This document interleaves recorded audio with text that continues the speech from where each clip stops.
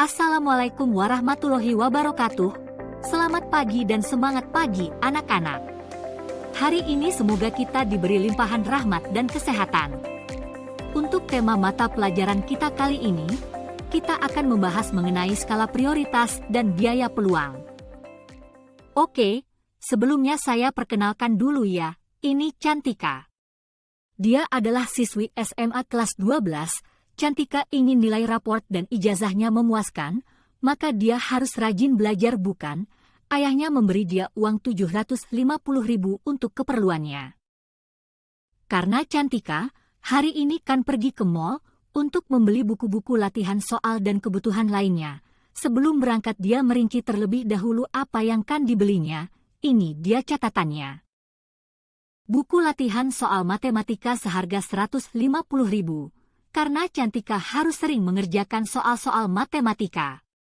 Buku latihan soal ekonomi, seharga 150.000, karena dia sangat suka pelajaran ekonomi, terutama akuntansi. Kacamata minus seharga 400.000, karena akhir-akhir ini dia kurang bisa membaca tulisan di papan dalam jarak jauh. Novel kesukaannya seharga 200.000, karena ada program literasi di sekolahnya. Earphone seharga 100.000, karena Cantika lebih fokus belajar sambil mendengarkan musik. Ternyata setelah dihitung, total perhitungan rincian kebutuhan Cantika sebesar 1 juta, lebih besar dari yang diberi ayahnya. Cantika membutuhkan 250.000 lagi untuk memenuhi semua kebutuhannya. Bisa dikatakan, Cantika mengalami suatu kondisi yang dinamakan kelangkaan. Pada materi sebelumnya, telah dipahami bahwa, untuk menanggulangi masalah kelangkaan, kita harus membuat skala prioritas, yaitu menentukan mana kebutuhan yang lebih penting dan harus terpenuhi terlebih dahulu. Bagaimana sih membuat skala prioritas itu? Ikuti terus video ini ya. Sebelumnya saya akan sebutkan terlebih dahulu faktor-faktor yang mempengaruhi skala prioritas. Pertama, tingkat kepentingan. Kedua, kemampuan diri, dan ketiga, mempertimbangkan masa depan. Ini berarti, dalam menentukan sesuatu, kita harus mengerjakan atau memilih yang penting dan mendesak terlebih dahulu, penting tapi kurang mendesak, kurang penting tapi mendesak, dan yang terakhir, kurang penting dan kurang mendesak. Stephen R. Covey mencetuskan tabel skala prioritas untuk memudahkan dalam menentukan sebuah prioritas dalam memenuhi kebutuhan. Simak penjelasannya ya. Berdasarkan tabel tersebut, Cantika mengelompokkan kebutuhannya seperti ini. Pada kuadran 1, ada buku latihan soal matematika dan ekonomi, karena Cantika harus sering mengerjakan soal-soal. Pada kuadran 2, kacamata minus. Karena dengan memiliki kacamata, dia menjadi nyaman membaca tulisan di papan. Pada kuadran 3, novel. Meskipun membutuhkan untuk literasi, Cantika bisa menggunakan novel yang dimiliki sebelumnya. Jadi, untuk sementara dia tidak perlu membeli novel kesukaannya. Pada kuadran 4 kebutuhan earphone, karena Cantika masih bisa meminjam pada kakaknya, maka saat ini dia belum membutuhkannya. Nah, jadi kebutuhan Cantika yang harus dibeli terlebih dulu adalah buku latihan soal matematika dan ekonomi, kemudian kacamata minus, lalu novel, dan yang terakhir earphone. Karena uang yang dimiliki Cantika tidak cukup untuk memenuhi semua kebutuhannya tersebut, maka salah satu solusinya adalah menunda membeli barang pada kuadran 3 dan 4.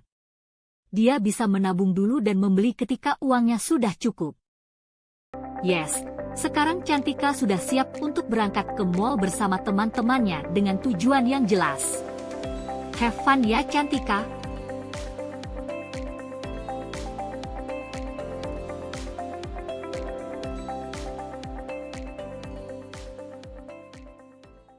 Sekarang, sampailah Cantika kembali di rumah. Ibunya sudah menunggu untuk membicarakan sesuatu. Ibunya membahas persiapan dalam menghadapi ujian sekolah dan masuk perguruan tinggi negeri nanti. Dia diberi pilihan, apakah mengikuti bimbingan belajar di Ekstragama dengan biaya 2 juta setiap bulan, di Generation OK dengan biaya 2.500.000 setiap bulan, atau les privat dengan biaya 2.300.000 setiap bulan. Cantika harus memilih satu dari beberapa pilihan yang sama-sama baik menurutnya. Setelah diputuskan memilih suatu barang dan jasa, akibatnya akan ada barang dan jasa lain yang tidak dipilih atau dikorbankan. Disinilah muncul apa yang disebut biaya peluang atau opportunity cost. Kesimpulannya, opportunity cost merupakan biaya yang timbul atau harus dikorbankan akibat seseorang memilih peluang atau kebutuhan yang lain. Dan biaya peluang selalu diukur dari nilai peluang terbaik yang dikorbankan atau yang tidak dipilih. Biaya peluang tidak hanya dinilai dengan uang, melainkan dari hal lain, misalnya kesempatan untuk kuliah, kesempatan untuk bekerja, kesempatan pergi ke puncak, dan sebagainya. Akhirnya, setelah mempertimbangkan beberapa hal, akhirnya Cantika memilih untuk les privat di rumahnya, maka biaya peluangnya adalah. Yaps, betul sekali, dalam kasus ini, biaya peluangnya adalah kesempatan lain yang tidak dipilih dengan nilai terbaik yaitu bimbingan di Generation OK sebesar 2.500.000. Nah, sampai di sini, kalian sudah paham tentang skala prioritas dan biaya peluang kan? Semoga video ini bermanfaat dan bisa diterapkan dalam kehidupan sehari-hari. Tunggu video selanjutnya ya. Jangan lupa subscribe, like, share, dan komen ya, agar semangat membuat video lainnya. Wassalamualaikum warahmatullahi wabarakatuh.